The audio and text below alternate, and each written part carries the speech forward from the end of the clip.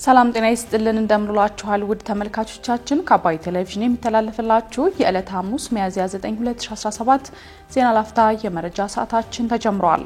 የኤርትራው ተቃዋሚ ብርጌድ ንሓመዱ የአዲስ አበባ ቢሮ ለወታደራዊ ማዕከላዊ ጽህፈት ቤትነት የመጠቀም እቅድ እንዳለው ማስታወቁን በትግራይ ክልል ኢኮኖሚያዊ ኪሳራውን የሚያካክስ ድጋፍ እንዲደረግ የክልሉ ንግድና ዘርፍ ማህበራት መጠየቁን እንዲሁም ገንዘብን ብቻ ዓላማ አድርገው የተቋቋሙ የግል ትምህርት ተቋማት ቢኖሩም ሁሉንም መፈረጅ አይገባም መባሉን ጨምሮ ሌሎች መረጃዎችን ይዘንላችሁ ቀርበናል። ዜናዎችን እየመራው ዳሩ ሰላም ተሾመ ከናንተ ጋር ቆይታ አደርጋለሁ። አብራችሁን ቆዩ። የኤርትራው ተቃዋሚ ብርጌድ ንሓመዱ የአዲስ አበባ ቢሮውን ለወታደራዊ ማዕከላዊ ጽህፈት ቤትነት የመጠቀም እቅድ እንዳለው አስታወቀ። የኤርትራው የተቃውሞ እንቅስቃሴ ብርጌድ ንሓመዱ በአዲስ አበባ ከተማ የከፈተው ቢሮ በቀጣይ ወታደራዊ ማዕከሎች ሲቋቋሙ ማዕከላዊ ጽህፈት ቤት ሆኖ እንደሚያገለግል ገልጿል። ሰማያዊ አብዮት በሚል መጠሪያ ካለፉት 3 ዓመታት ወዲህ እየተስፋፋና ትኩረት እየሳበ የመጣው ቡድኑ አሁን ደግሞ በኢትዮጵያ በስፋት ሊንቀሳቀስ መሆኑን አስታውቋል።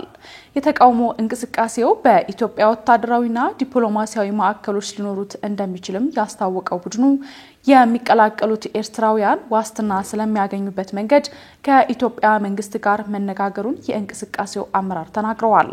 የኤርትራው ፕሬዝዳንት ኢሳያስ አፈወርቂን መንግስት ከስልጣን ለማውረድ የሚንቀሳቀሰው ቡድኑ አመራር የሆኑት አቶ በየነ ገብረ እግዚአብሔር ጽህፈት ቤቱ ተበታትኖ ለቆየው የብርጌድ ንሓመዱ እንቅስቃሴ አንድ መገናኛ ማዕከል እንደሆነ ገልጸዋል። የቡድኑ የዲፕሎማሲ ክፍል ኃላፊ የሆኑት አቶ በየነ ከዚህ ቀደም በምዕራባውያን ሀገራት ሲከናወን የነበረው የተቃውሞ እንቅስቃሴ ከሌሎች ሀገራት በተለየ በኢትዮጵያ መጀመሩን እንደነገሩት በመግለጽ ቢቢሲ ዘግቧል። የእንቅስቃሴው ተወካዮች ከኢትዮጵያ መንግስት ባለስልጣናት ጋር ንግግር ማድረጋቸውን የሚገልጹት አቶ በየነ ለኢትዮጵያ መንግስት ያቀረብነው ጥያቄም በኤርትራ ስር ነቀል ለውጥ እንደምናካሄድ ነው ብለዋል። የቡድኑ አመራር የሆኑት ኪሮስ አስፋሃ በበኩላቸው ቡድናቸው በውጭ ሀገራት ኢሳያስን የሚደግፉ ፌስቲቫሎችን ለማስቆም ሲሰሩ እንደነበር ጠቅሰው ነገር ግን አሁን በትጥቅ ትግል የኤርትራን መንግስት ለመጣል ዝግጅት እያደረጉ መሆኑን አስረድተዋል። መጀመሪያ ስርዓቱን ከኤርትራ ማስወገድ የግድ እንደሚል የተናገሩት አቶ በየነ ሊደረግ ስለታሰበው የትጥቅ ትግል መሰረት የሚሆነው አካባቢ የትኛው እንደሚሆን በግልጽ ከመናገር ተቆጥበዋል። ብርጌድ ንሓመዱ የትጥቅ ትግል ለመጀመር አባሎችን በመመዝገብና በመደራጀት ላይ እንደሆኑ የሚናገሩት አመራሩ ፈቃድ ሲወጣ ወደ ትጥቅ ትግል እንቅስቃሴ እንገባለንም ብለዋል።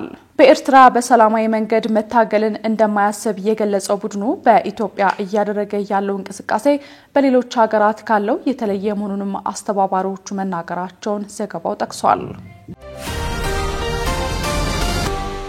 ገንዘብን ብቻ ዓላማ አድርገው የተቋቋሙ የግል ትምህርት ተቋማት ቢኖሩም ሁሉንም መፈረጅ እንደማይገባ ተጠቆመ። በህዝብ ተወካዮች ምክር ቤት የሰው ሀብት ልማት ስራ ስምሪትና ቴክኖሎጂ ጉዳዮች ቋሚ ኮሚቴ የግል ከፍተኛ የትምህርት ተቋማት በሚያነሷቸው የአሰራርና የህግ ማዕቀፍ ጥያቄዎች ዙሪያ ከባለድርሻ አካላት ጋር ውይይት አድርጓል። የቋሚ ኮሚቴው ሰብሳቢ ዶክተር ነገሪ ሌንጮ በህብረተሰቡ ዘንድ ለግል ትምህርት ተቋማት የተዛነፈ አመለካከት መኖሩን ጠቅሰው ምንም እንኳን ገንዘብን ብቻ ዓላማ አድርገው የተቋቋሙ ሊኖሩ ቢችሉም በአንጻሩ ሀገር ተረካቢ ትውልድን በማነጽ ረገድ ጉልህ አስተዋጽኦ የሚያበረክቱ በርካታ ተቋማት መኖራቸውን አስገንዝበዋል። የግል ከፍተኛ ትምህርት ተቋማት ማህበር ቦርድ ፕሬዝዳንትና የዩኒቲ ዩኒቨርሲቲ ፕሬዝዳንት ዶክተር አረጋ ይርዳው በተመሳሳይ የትምህርት ዘርፉን የሚቀላቀሉ ባለሀብቶች ዓላማቸው ገንዘብ ብቻ እንደሆነና ስለ ሀገርና ትምህርት እንደማያስቡ ተደርጎ የሚቀርቡ አመለካከት የተጋነነ መሆኑን ገልጸዋል። በተጨማሪም የትምህርትና ስልጠና ባለስልጣን ትኩረቱ ከመንግስት ከፍተኛ ትምህርት ተቋማት ይልቅ በግል ተቋማቱ ላይ ያጋደለ መሆኑን ጠቅሰው አሰራሩ ፍትሃዊና ሚዛናዊ መሆን አለበት ብለዋል። የትምህርትና ስልጠና ባለስልጣን ዋና ዳይሬክተር ዶክተር አህመድ አብተው በበኩላቸው የትምህርት ጥራትን ለማስጠበቅም የመምህራንን የማስተማሪያ ጊዜ ጫና ከመጨመር ይልቅ በቂ ቁጥር ያላቸውን መምህራን በመቅጠር በተቀመጠው የጊዜ ገደብ መሰረት ማስተማር አስፈላጊ መሆኑን አጽንኦት ሰጥተዋል። ከመውጫ ፈተና ጋር በተያያዘም ከ25 በመቶ በላይ ተማሪዎቻቸውን ያላሳለፉ የግል ከፍተኛ ትምህርት ተቋማት ፈቃዳቸው ካለመታደስ ጋር ለተነሳው ስጋት በሰጡት ምላሽ ተቋማቱ በዚህ ላይ ከማተኮር ይልቅ የተማሪዎቻቸውን ውጤት እንዴት ማሻሻል እንደሚችሉ ትኩረት ሰጥተው ሊሰሩ እንደሚገባ ማሳሰባቸውን ከሕዝብ ተወካዮች ምክር ቤት ያገኘነው መረጃ ያመለክታል። በትግራይ ክልል ኢኮኖሚያዊ ኪሳራውን የሚያካክስ ድጋፍ እንዲደረግ የክልሉ ንግድና ዘርፍ ማህበራት ጠየቀ። በሰሜን ኢትዮጵያ ትግራይ ውስጥ የተቀሰቀሰውና ለ2 ዓመት የተሻገረው ጦርነት በርካታ ማህበራዊ፣ ሰብአዊና ኢኮኖሚያዊ ኪሳራን አድርሷል። በተለይም በትግራይ ክልል በጦርነቱ ምክንያት የተፈጠረ ኢኮኖሚያዊ ኪሳራ እጅግ ከፍተኛና ለመተካትም ረጅም ጊዜ የሚፈልግ መሆኑ የዘርፉ ተዋናዮች ይገልጻሉ። የአዲግራት ንግድና ዘርፍ ማህበራት ፕሬዝዳንትና የክልሉ ንግድና ዘርፍ ማህበራት ቦርድ አመራር አባል ዲበኩሉ አለም ብርሃነ ለዶቼ ቬሌ እንደገለጹት የትግራይ የኢኮኖሚ እንቅስቃሴ መዳገምን ተከትሎ ስራ አጥነት፣ የኢንቨስትመንት መቀነስ፣ የወጣቶች ስደት ተበራክቷል። ማህበሩ አክሎ በጦርነቱ ወቅት በትግራይ ሁሉም የመንግስትና የግል ባንኮች ተዘግተው በቆዩበት፣ ገንዘብ ማንቀሳቀስ በማይቻልበት እንዲሁም ከፍተኛ ውድመት በደረሰበት ሁኔታ የፋይናንስ ተቋማት የጦርነቱ ወቅት ወለድ ጭምር እንድንከፍል ማስገደዳቸው በክልሉ የኢኮኖሚ እንቅስቃሴ ላይ ትልቅ ችግር እየፈጠረ ነው ማለታቸው ዘገባው አክሏል። በትግራይ ያሉ ከባንክ ብድር እየወሰዱ ባለሀብቶችና የፋይናንስ ተቋማት መካከል ያለው ልዩነት የተለየ ፖለቲካዊ መፍትሄ እንዲሰጠው የክልሉ ንግድና ዘርፍ ማህበራት ምክር ቤት ጥሪ እያቀረበም ይገኛል። ይህ በእንዲህ እንዳለ በትግራይ ኢኮኖሚያዊ እንቅስቃሴ ማነቃቃት ለዘላቂ ሰላም ጭምር መሰረታዊ እርምጃ መሆኑን የሚያነሱት የኢኮኖሚው ዘርፍ ተዋናዮች ተጨባጭ እርምጃዎች ከፌደራሉ መንግስትና የክልሉ አስተዳደር እንደሚጠበቅም ጠቁመዋል። ዶክተር ቴዎድሮስ አድሃኖም ለሁለተኛ ጊዜ የታይም መጽሔት የዓመቱ 100 ተጽዕኖ ፈጣሪዎች ዝርዝር ውስጥ ተካተቱ።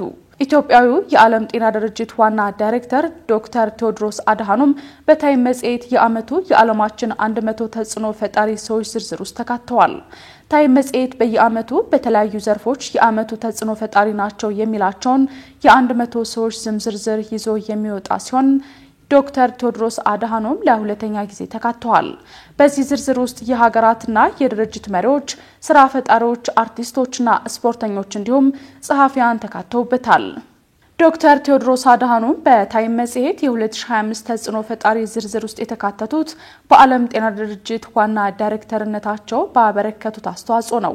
እንደ አውሮፓውያኑ አቆጣጠር በ2020 ሰዎች በእኩልነት የጤና አገልግሎት እንዲያገኙ ባበረከቱት አመራር የተነሳ የታይም መጽሔት የ100 ተጽዕኖ ፈጣሪዎች ዝርዝር ውስጥ አካቷቸው እንደነበርም ይታወሳል። ዶክተር ቴዎድሮስ አድሃኖም በማህበራዊ ሚዲያ ገጻቸው ላይ ባሰፈሩ ጽሑፍ በዝርዝር ውስጥ መካተቴ በሚሰራበት የዓለም ጤና ድርጅት ውስጥ ለሚሰሩ ባልደረቦችም እውቅና ነው ሲሉ አስፍረዋል። በመጽሔቱ ላይ ስለ ዶክተር ቴዎድሮስ ሀሳባቸውን ያጋሩት ዶክተር ላሪ ብሪሊያንት በበኩላቸው ዶክተር ቴዎድሮስ የዓለም ጤና ድርጅት ኃላፊ ከሆኑ በኋላ የዓለማችንን የጤና አገልግሎት ሽፋን ቀይረውታል ብለዋል። ዶክተር ላሪ አክለውም የዓለም ጤና ድርጅት ኃላፊ ይህንን ማድረግ የቻሉት በበሳል አመራር ና ሳይንሳዊ በሆነ የውሳኔ አሰጣጥ በመታገዝ ነው ሲሉ አሞካሽተዋቸዋል። ዶክተር ቴዎድሮስ ለዓለም ጤና ስጦታ ናቸው ያሉት ዶክተር ላሪ የዓለም ጤና ድርጅትን ለመጀመሪያ ጊዜ የመሩ አፍሪካዊ መሪ፣ የመጀመሪያው ሕክምና ያላጠኑ መሪ፣ ሚሊዮኖችን የገደለውን ዓለም አቀፍ ወረርሽኝ የተጋፈጡ የመጀመሪያው መሪ ናቸው ብለዋል። የእስራኤል ወታደሮች ጦርነቱ ቢያበቃም በጋዛ የጸጥታ ቀጠናዎች እንደሚቆዩ ተገለጸ። የእስራኤል መከላከያ ሚኒስቴር በጋዛ የሚካሄደው ጦርነት ካበቃ በኋላ የሀገሪቱ ወታደሮች ሰፊ ስፍራዎችን በመያዝ ባቋቋሙት የጸጥታ ቀጠናዎች እንደሚቆዩ መናገራቸው ተገልጿል።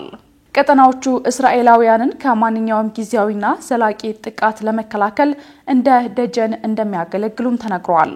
ሚኒስቴሩ አክሎም እስራኤል ዳግም በጋዛ የምትወስደውን ወታደራዊ እርምጃ አጠናክራ ከቀጠለች ከ3 ሳምንት ወዲህ በቁጥጥሯ ስር የገባውን የፍልስጤም ግዛት 10 በመቶ ጨምሯል ሲሉ ተናግረዋል።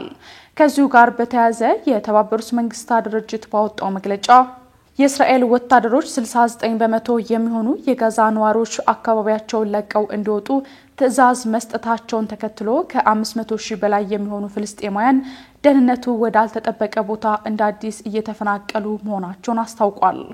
በተመሳሳይ ሐማስ ታጋቾችን እንዲለቅ ግፊት ለማድረግ በጋዛ ላይ የተጣለው የሰብአዊ እርዳታ እገዳ እንደሚቀጥል ሌላው የእስራኤል ሚኒስትር የተናገሩት ጉዳይ ሲሆን ይህን ውሳኔያቸው በበርካቶች ዘንድ ነቀፌታን አስተናግዷል።